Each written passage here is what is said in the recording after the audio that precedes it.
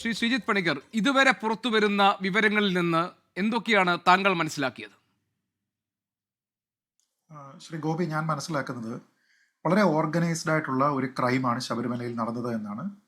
അതിന് പിന്നിൽ ഒരു ഉണ്ണികൃഷ്ണൻ പോറ്റി മാത്രമല്ല, ഇപ്പോൾ വിജിലൻസിന്റെ റിപ്പോർട്ടിൽ പറഞ്ഞിരിക്കുന്ന ഏതാനും ദേവസ്വം ഉദ്യോഗസ്ഥർ മാത്രമല്ല, മറിച്ച് 2019 മുതൽ ഇങ്ങോട്ടുള്ള ദേവസ്വം ബോർഡിന്റെ അധ്യക്ഷ സ്ഥാനങ്ങളിൽ ഉൾപ്പെടെ ഇരുന്നിട്ടുള്ള ദേവസ്വം ബോർഡ് അംഗങ്ങൾക്കും അതിന്റെ പിന്നിൽ ഒരു രാഷ്ട്രീയ നേതൃത്വത്തിനും കൃത്യമായിട്ടുള്ള ഒരു പങ്കുണ്ടെങ്കിൽ മാത്രമേ ഇങ്ങനെയുള്ള ഒരു വലിയ ഹൈസ്റ്റ് ശബരിമലയിൽ ക്യാരി ഔട്ട് ചെയ്യാൻ കഴിയുകയുള്ളൂ എന്നാണ് ഞാൻ കരുതുന്നത്. അപ്പോൾ നമ്മളൊന്ന് ആലോചിച്ച് നോക്കുക, അവിടെ ഒരു തട്ടിപ്പ് നടത്തണമെന്നുണ്ടെങ്കിൽ അതിനൊരൊറ്റ കാര്യം ചെയ്താൽ മതി. അവിടെയുള്ള നിയമത്തിന് വിരുദ്ധമായിട്ട് അവിടുത്തെ അസറ്റുകൾ സന്നിധാനത്തിന് പുറത്തേക്ക് പോകണം. അത് പോകുന്നതിന് വേണ്ടിയിട്ടുള്ള സംവിധാനങ്ങളാണ് അവിടെ ചെയ്തിരുന്നത് മുഴുവനും. അതിനെ തടയുന്നതിന് വേണ്ടി 2019 വളരെ കൃത്യമായിട്ട് ദേവസ്വത്തിന്റെ റൂളുണ്ട്. അവരുടെ ദേവസ്വം മാനുവലിൽ പറഞ്ഞിരിക്കുന്ന 11ാം ചാപ്റ്ററിൽ പറഞ്ഞിരിക്കുന്ന 38ാമത്തെ ക്ലോസ് അനുസരിച്ച് ഏതൊരു അസറ്റും പുറത്തേക്ക് കൊണ്ടുപോകുന്നതിന് വിലക്കുണ്ട്. അത് കൂടാതെ ഇപ്പോൾ നമുക്കറിയാം, ഏതാനും മാസങ്ങൾക്ക് മുൻപ് വീണ്ടും അത് കൊണ്ടുപോകാനായിട്ട് ശ്രമിക്കുന്ന സമയത്ത് ഒരു ഹൈക്കോടതി ഉത്തരവ് കൂടി അതിന് പുറമെയുണ്ട്. എന്നിട്ടും ഈ അസറ്റുകളെ പുറത്തേക്ക് കൊണ്ടുപോകാനായിട്ട് അവർക്ക് സാധിച്ചു എന്നുള്ളതാണ് പ്രധാനം. അപ്പോൾ 2019 കാര്യം മാത്രം നോക്കിക്കഴിഞ്ഞാൽ അവിടെ ഇങ്ങനെ പുറത്തേക്ക് ഈ അസറ്റ് കൊണ്ടുപോകാൻ പാടില്ല എന്ന രീതിയിലത്തേക്ക് തടസ്സവാദം ഉന്നയിക്കേണ്ടതായിട്ടുള്ള ദേവസ്വം ബോർഡിന്റെ പല ഉദ്യോഗസ്ഥരുമുണ്ട്. ഈ ഉദ്യോഗസ്ഥർ പല സീനിയോറിറ്റി ഉള്ളവരാണ്, പല തസ്തികകളിൽ ജോലി ചെയ്യുന്ന ആൾക്കാരാണ്. പക്ഷെ അവരൊക്കെ ഈ ഉണ്ണികൃഷ്ണൻ പോറ്റിക്ക് ഈ സ്വർണ്ണപ്പാളികൾ ലഭ്യമാക്കുന്നതിന് വേണ്ടിയിട്ട് എങ്ങനെയാണ് വളരെ ഓർഗനൈസ്ഡ് ആയിട്ട് പെരുമാറിയത് എന്നുള്ളതിന്റെ ഒരു ചിത്രമാണ് ഈ വിജിലൻസ് റിപ്പോർട്ടിൽ നിന്ന് നമ്മൾ കാണുന്നത്.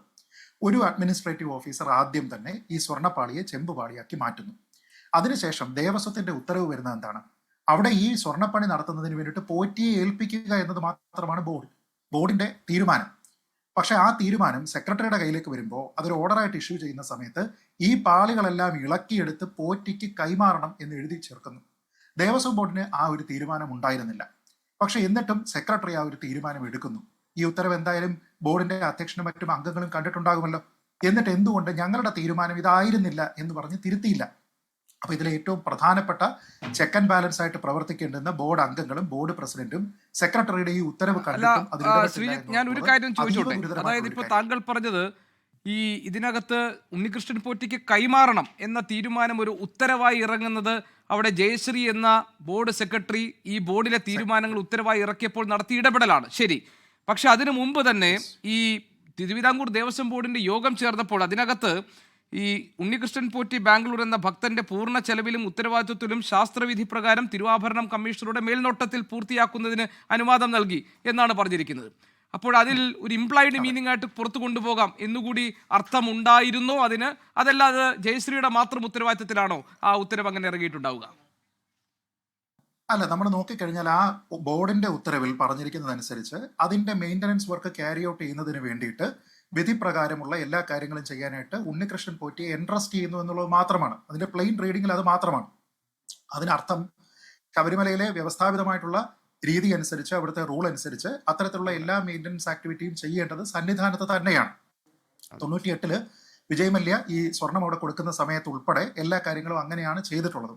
അപ്പൊ ആ ഒരു ഓർഡറിൽ നിന്ന് നമുക്ക് മനസ്സിലാകുന്നത് അത് അദ്ദേഹത്തിന് ചെയ്യാനായിട്ട് അദ്ദേഹത്തിനെ ഏൽപ്പിച്ചു എന്നത് മാത്രമാണ്. പക്ഷെ അതിന്റെ അടിസ്ഥാനത്തിൽ ഒരു ഉത്തരവ് ഇറക്കുന്ന സമയത്ത് ജയശ്രീ എന്ന് പറയുന്ന അവിടുത്തെ സെക്രട്ടറിയാണ് ഇത് ഇളക്കിയെടുത്ത് ഉണ്ണികൃഷ്ണൻ പോറ്റിക്ക് കൈമാറണം എന്ന് പറയുന്നത്. അപ്പൊ അതിന്റെ പ്രൊസീജിയറിലേക്ക് ഒരു വയലേഷൻ അവിടെ കൊണ്ടുവന്നിട്ടുണ്ട്. ഞാൻ പറയുന്നത് അതിന്റെ പൂർണ്ണ ഉത്തരവാദിത്വം നമുക്ക് ജയശ്രീക്ക് കൊടുക്കാനായിട്ടും സാധിക്കില്ല. കാരണം ജയശ്രീ ഈ ഉത്തരവ് ഇറക്കുന്ന സമയത്ത് സ്വാഭാവികമായിട്ടും അത് ദേവസ്വം ബോർഡ് അധ്യക്ഷൻ ഉൾപ്പെടെ മറ്റെല്ലാ അംഗങ്ങളും കാണും. അപ്പോൾ അവർക്ക് പറയാം ബോർഡിന്റെ തീരുമാനം ഇതല്ല, പിന്നെ നിങ്ങൾ എന്തിനാണ് ഇങ്ങനെ ഒരു ഓർഡർ ഇറക്കുന്നത് എന്ന് അവർക്ക് ചോദിക്കാം. പക്ഷേ അവരത് ചോദിച്ചില്ല. അതിനർത്ഥം ഒരുപക്ഷെ പ്ലെയിൻ റീഡിങ്ങിൽ പറഞ്ഞിരിക്കുന്നത് പോലെയല്ല, മറിച്ച് ഇത് ഇളക്കിയെടുത്ത് കൊടുത്തേക്കാം എന്ന രീതിയിലത്തേക്ക് തന്നെയാണ് അവർ ഉദ്ദേശിച്ചത് എന്നും അത് തന്നെയാണ് സെക്രട്ടറി ക്യാരി ഔട്ട് ചെയ്യാനായിട്ട് ഒരു ഓർഡർ ഇറക്കിയത് എന്ന് മാത്രമാണ്. കാരണം നമുക്ക് എന്തെങ്കിലും തരത്തിലുള്ള benefit of the doubt Devaswom ബോർഡിന് നേരത്തെ കൊടുക്കാമായിരുന്നുവെങ്കിൽ അതിനെ റദ്ദ് ചെയ്യുന്നതാണ് ജയശ്രീയുടെ ഓർഡർ. കാരണം അവിടെ പിന്നീട് ബോർഡ് ഇടപെട്ടിട്ടില്ല, പ്രസിഡന്റ് ഇടപെട്ടിട്ടില്ല. അതിനുശേഷമാണ് നമ്മൾ ഈ കാണുന്ന മറ്റുള്ള എല്ലാ ഡിസ്ക്രിപ്പൻസികളും. സാക്ഷികൾ എന്ന് പേരുള്ള ആൾക്കാരുടെ ഒപ്പ് മിസ്സിംഗ് ആയിട്ട് വരുന്നു. അവിടെ ഇല്ലാത്ത ആളുകളൊക്കെ തന്നെ സാക്ഷികളാണ് എന്ന് പറഞ്ഞു വരുന്നു. തിരുവാഭരണം കമ്മീഷണർ ഈ പാളികൾ ഇളക്കുന്ന സമയത്ത് അവിടെ ഹാജരല്ലാതെ വരുന്നു. സ്വീകർത്താവായിട്ട് ഉണ്ണികൃഷ്ണൻ പോറ്റിയാണ് എന്ന് പറഞ്ഞിട്ട് ഈ രേഖകളിലെല്ലാം കാണുമ്പോൾ പകരം ഒപ്പിട്ടിരിക്കുന്ന അയാളുടെ 2 നോമിനികളാണ് ഇത് വാങ്ങിക്കൊണ്ട് പോകുന്നതെന്ന് എങ്ങും എഴുതിയിട്ടില്ല. മറിച്ച് ഉണ്ണികൃഷ്ണൻ പോറ്റി എന്നുള്ള പേരിനപ്പുറത്തേക്ക് മറ്റു 2 ആൾക്കാരാണ് ഒപ്പിടുന്നത്. അപ്പൊ അന്നുണ്ടായിരുന്ന അഡ്മിനിസ്ട്രേറ്റീവ് ഓഫീസർ അത് കാണുന്നില്ല. പിന്നെ ഈ കൊടുത്തുവിട്ടിരിക്കുന്ന സാധനം ഏത് വഴി പോയെന്നോ 1.5 മാസം കഴിഞ്ഞിട്ട് മാത്രമാണ് അത് ചെന്നൈയിൽ എത്തിയത് എന്നോ എന്തിനാണ് ഈ കാലതാമസം ഉണ്ടായതെന്നോ ഈ കാലയളവിൽ ഇത് ബാംഗ്ലൂരിലും ഹൈദരാബാദിലും ഒക്കെ പോയത് എന്താണെന്നോ ചോദിക്കാനായിട്ട് ഒരു ഉദ്യോഗസ്ഥനും ഇവിടെ ഉണ്ടായിരുന്നില്ല.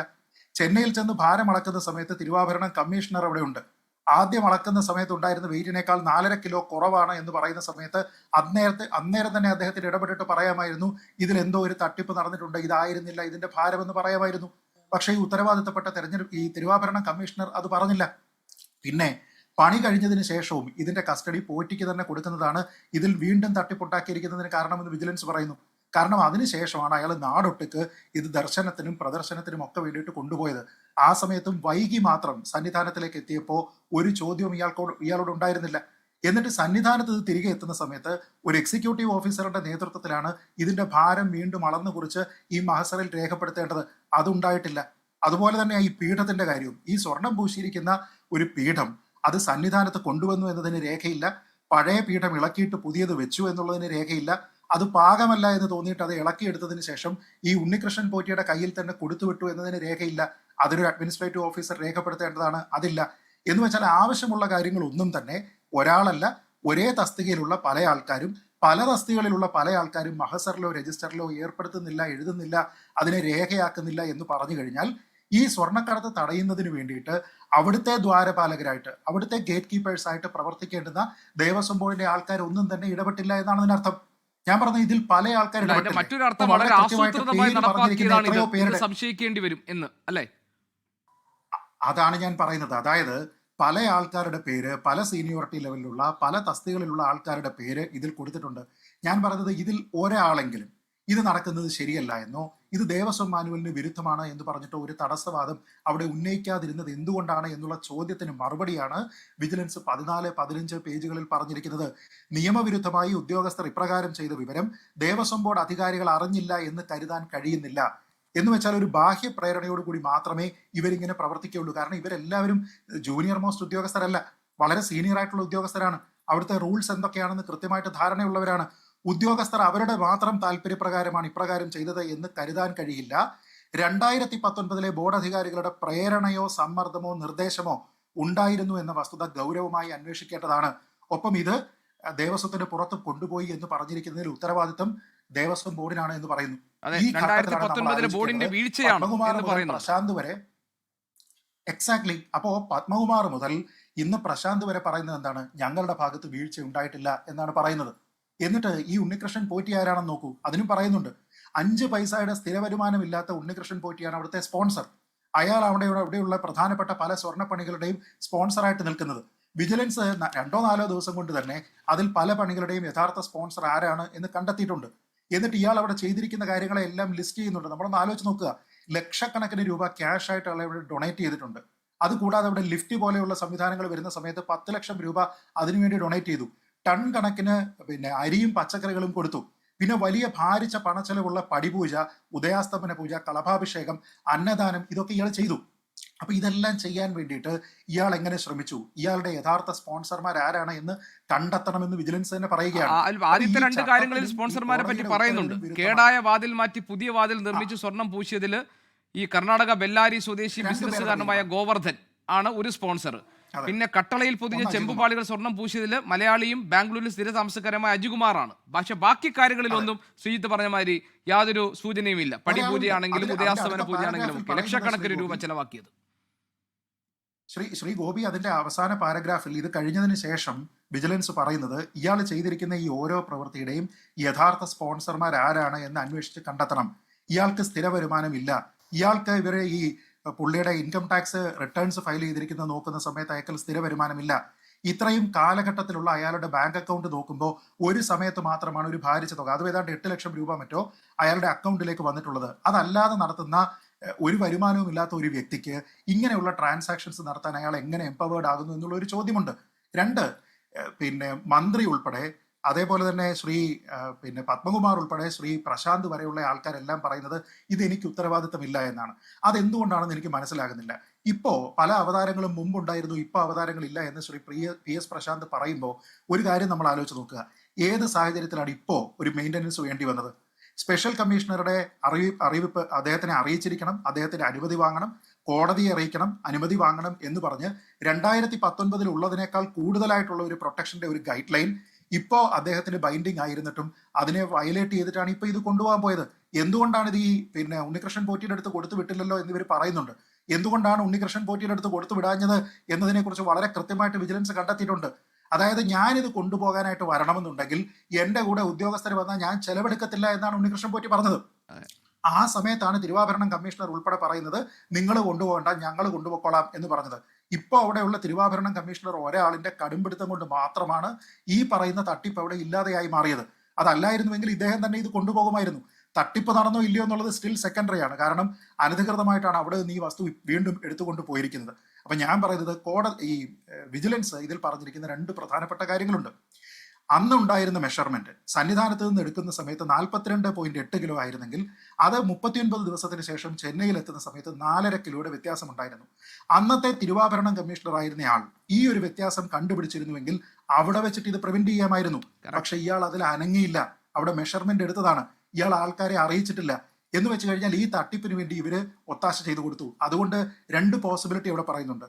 ഒന്ന്, അവിടുന്ന് ഇളക്കിയെടുത്തിരിക്കുന്ന യഥാർത്ഥ കവചങ്ങൾ ഈ ദ്വാരപാലകരുടേതാണെങ്കിലും മറ്റ് ഈ പറയുന്ന തെക്കുവടക്ക് ഭാഗത്ത് നിന്നുള്ള 4 പാളികൾ തകിടുകൾ അതാണെങ്കിലും അതായിരിക്കില്ല ഒരുപക്ഷെ അവിടെ വന്നിരിക്കുന്നത് എന്ന് വളരെ കൃത്യമായിട്ട് പറയുന്നുണ്ട്. രണ്ടാമത്തെ പോസിബിലിറ്റി എന്താണ്? കഴിഞ്ഞ ദിവസം കോടതി പറഞ്ഞിരിക്കുന്ന പോസിബിലിറ്റിയാണ്. അതായത് അവിടെ കൊണ്ടുവന്നു, എന്നിട്ട് അതിൽ നിന്ന് സ്വർണം എക്സ്ട്രാക്ട് ചെയ്തു, അതിലൊരു പങ്ക് വെച്ചിട്ട് അതിൽ പൂശി ബാക്കി ഇയാളുടെ കയ്യിൽ കൊടുത്തു വിട്ടു. ബാക്കി വന്നിട്ടുണ്ട് എന്ന കാര്യത്തിൽ തർക്കമില്ല, കോടതിക്ക് പോലും തർക്കമില്ല. ആ ബാക്കി വന്നിരിക്കുന്ന ഏതാണ്ട് 60 പവൻ സ്വർണ്ണമുണ്ട്, 475 ഗ്രാം. ആ സ്വർണ്ണമാണ് ഞാൻ ഇനി എന്ത് ചെയ്യണം, ഒരു ധർമ്മകല്യാണം നടത്തിക്കോട്ടെ എന്ന് ചോദിച്ചുകൊണ്ട് ദേവസ്വം ബോർഡിന്റെ പ്രസിഡന്റ് ആയിരുന്ന വാസുവിന് ഇദ്ദേഹം കത്തയക്കുന്നത്. ആ കത്ത് ഗോപികൃഷ്ണൻ ശ്രദ്ധിച്ചോ? അതിൽ പറയുന്നത് എന്താ? I have some gold with me എന്നാ പറയുന്നത്. ഈ സം ഗോൾഡ് എന്ന് പറഞ്ഞാൽ എത്ര? 1 ഗ്രാമോ അതോ 10 പവനോ അതോ 100 പവനോ?